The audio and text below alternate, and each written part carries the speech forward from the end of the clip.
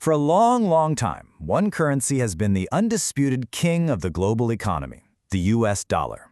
It's been the lifeblood of international trade, the safe haven for the world's money, and, frankly, a huge source of power for the United States. For 80 years, the dollar has been calling the shots.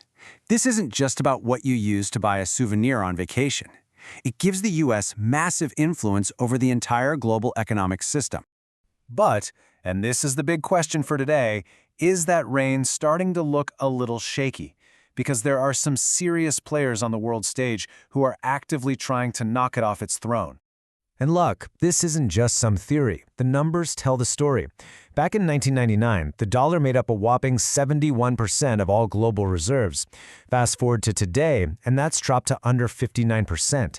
Now, that kind of slide doesn't happen by accident. It's happening by design. Okay, so to really get what's happening, to understand how countries like Russia and China are even trying to challenge the dollar, we first have to understand why it's the king. It really comes down to what I like to call its three key superpowers. So what are they? Well, it's trust, oil, and a system called SWIFT.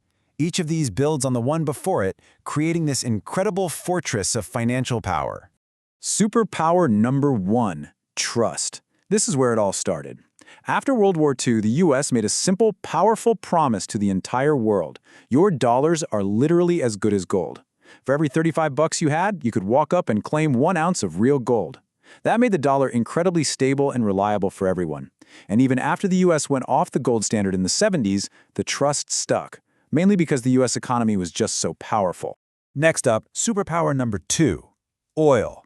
This was a game changer. In 1945, the U.S. struck a deal with Saudi Arabia that created something called the petrodollar.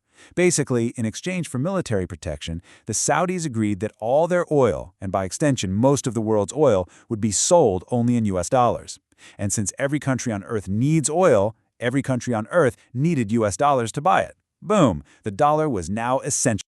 And the final superpower is a thing called SWIFT. Now, the easiest way to think about SWIFT is like the plumbing of global finance. It's the messaging system banks use to send money to each other across borders. But here's the kicker. Most of those messages and the money they represent have to pass through U.S. banks using U.S. dollars. This gives America a front-row seat to almost every major transaction on the planet. And having control over that plumbing isn't just a convenience, it's a weapon. The U.S. can decide to just turn off the tap for certain countries or companies. They can cut them off from SWIFT, which basically freezes them out of the global economy. We call this sanctions, and it's the #1 reason why countries like Russia and China are desperately looking for a way out. Which brings us to their plan. In response to this power, Russia and China have basically teamed up. Their strategy isn't just one big move. It's a careful, coordinated, two-pronged attack, where each country plays to its own unique economic strengths. And you can see how their strategies fit together perfectly. Russia, as a massive energy supplier, is starting to demand that unfriendly countries pay for their oil and gas in rubles. They're trying to create a petro-ruble. At the same time, China is using its power as a huge global trader and lender through its Belt and Road Initiative to push countries to do business and take out loans in the Chinese yuan. Russia's move has been a long time coming. Just look at this. In 2013, Russia held about $150 billion in U.S. debt. By 2021, that number had crashed to less than $4 billion. That's not a market fluctuation. That's a deliberate, massive sell-off to break free from the U.S. financial system. And on China's side, the sheer scale of its influence is just staggering. Through its Belt and Road project, 165 different countries owe a combined 385 times billion dollars directly to China. That gives Beijing some serious leverage to say, hey, why don't you pay us back in yuan instead? So, you might be wondering, how do you actually do business without using dollars? What's the mechanism? Well, the key tool they're using is something called a bilateral currency swap. It sounds super technical, but the idea is actually pretty clever and simple. I mean, seriously, how can a company in, say, the UK pay a supplier in China without that money ever being converted into US dollars or passing through an American bank? How is that even possible? The answer is this. The central banks of two countries make a deal. They agree to trade big piles of their own currencies directly with each other at a locked-in exchange rate for a certain amount of time. It's almost like setting up a private credit line between the two nations, completely outside the dollar system. So let's walk through it. Imagine China and the UK set up one of these swaps. Their central banks exchange, say, $1 billion worth of yuan and pounds. Now, a British company that needs to pay a Chinese factory can go to its own central bank, the Bank of England, and borrow the yuan directly. The payment gets made, and the entire thing happens without a single US dollar being involved.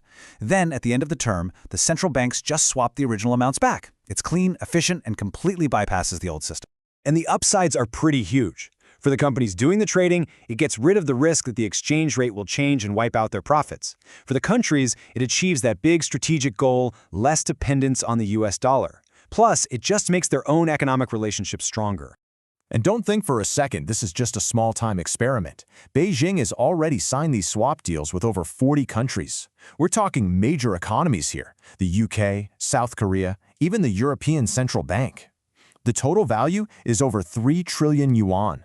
A parallel financial system is being built piece by piece right under our noses.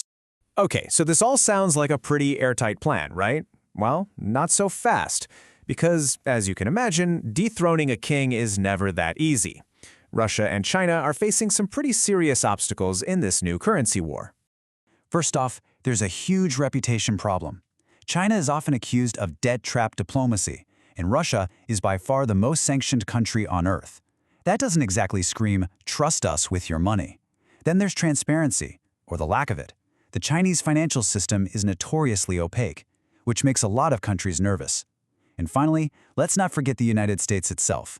It still has an enormous amount of economic and military power to protect the dollar's status. So, what's the bottom line? Where are we headed? Well, one thing is crystal clear. We are definitely entering a new era. The days of the dollar's absolute monopoly are over. What we're seeing now is the beginning of a more competitive, multi-currency world. The first shots in a new kind of currency war have been fired. It's not a question anymore of if the dollar's dominance will be challenged. It's a question of by how much and how fast. Russia and China have made their moves, and the board is set for an absolutely fascinating, high-stakes global showdown. And the real question for all of us is, who's going to win?